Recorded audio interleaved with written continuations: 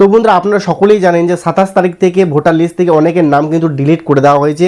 তো এই যাদের নাম ডিলিট হয়ে গেছে তারা কিন্তু এবার ভোট দিতে পারবে না, এমনটাই কিন্তু জানা যাচ্ছে। তো আপনারা কি চেক করে দেখেছেন আপনার ভোটার কার্ডের নাম্বারটি দিয়ে যে আপনার নামটি কি ডিলিট হয়ে গেছে কিনা? যদি আপনার নামটি ডিলিট হয়ে যায় তাহলে কিন্তু আপনারা অনেক সমস্যার সম্মুখীন হতে পারেন। তাই অবশ্যই আজকের ভিডিওটা আপনারা শুরু থেকে শেষ পর্যন্ত দেখুন। আশা করছি আপনার ভোটার আইডি নাম্বার দিয়ে চেক করে দেখে নিতে পারবেন যে আপনার নামটি আদৌ কি ডিলিট হয়েছে, নাকি সাপ্লিমেন্টারি লিস্টেও রয়েছে, নাকি আপনার মেন লিস্টে রয়েছে। এগুলো কিন্তু আপনারা অনলাইনে বাড়ি বসে নিজেই দেখে নিতে পারবেন শুধুমাত্র আপনার ভোটার আইডি নাম্বারটি দিয়ে। তাহলে চলুন আজকে ভিডিওতে আমি পুরো বিষয়টা আপনাদের বুঝিয়ে দিই, তাহলে খুব সহজে আপনারা চেক করে দেখে নিতে পারবেন আপনার ভোটার কার্ডটি আদৌ কি অ্যাক্টিভ রয়েছে কিনা। তাহলে বন্ধুরা চলুন ভিডিওটি শুরু করি। তো আপনাদের দেখানোর সুবিধার জন্য কম্পিউটার স্ক্রিন থেকে আমি আপনাদের পুরো বিষয়টা দেখিয়ে দিচ্ছি, তাহলে খুব ভালোভাবে আপনারা বুঝতে পারবেন। এই জন্য আপনারা যে কোনো একটি ব্রাউজার ওপেন করে নেবেন। তো আমি এখানে ক্রোম ব্রাউজারটি ওপেন করেছি আপনাদের দেখানোর জন্য। তারপরে আপনার সার্চ বক্সে শুধুমাত্র লিখতে হবে eci.gov.in। তো এখানে দেখতে পাবেন একটি লিঙ্ক কিন্তু আপনারা দেখতে পাবেন।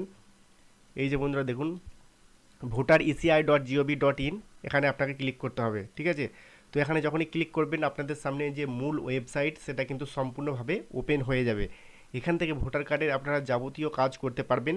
তো পরবর্তীতে এক এক করে কাজ আমি আপনাদের দেখিয়ে দেবো। আজকে শুধুমাত্র দেখাবো যে আপনার ভোটার কার্ডটি অ্যাক্টিভ রয়েছে কিনা, আপনার ভোটার কার্ডটি ডিলিটেড হয়ে গিয়েছে কিনা, আপনার ভোটার কার্ডটি সাপ্লিমেন্ট লিস্টে এসছে কিনা।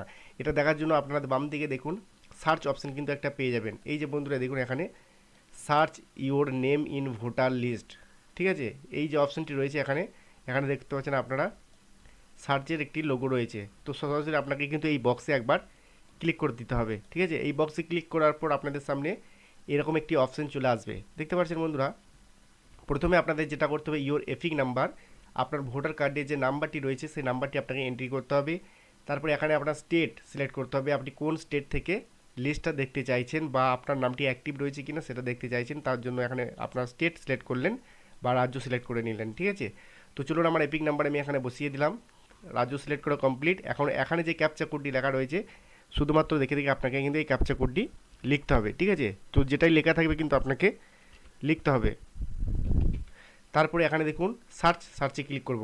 তো বন্ধুরা দেখতে পাচ্ছেন সার্চে ক্লিক করার সঙ্গে সঙ্গেই এখানে দেখুন রেফার ডিলিটেড লিস্ট, ডেট 27/3/2026, এই তারিখে কিন্তু আমার ভোটার লিস্টটি এখান থেকে ডিলিট করে দেওয়া হয়েছে। মানে আমি যে নাম্বারটি দিয়েছি এপিক নাম্বারটি, এই এপিক নাম্বারটি কিন্তু ডিলিট করে দেওয়া হয়েছে। মানে এ বর্তমানে কিন্তু আর অ্যাক্টিভ নেই, অর্থাৎ ভোট কিন্তু এবার দিতে পারছে না, ঠিক আছে। এখন আমি আপনাদের দেখাবো আরেকটি আইডি নাম্বার দিয়ে সেখানে কি অপশান আসছে, ঠিক আছে। তাহলে আপনারা ভালোভাবে বুঝতে পারবেন।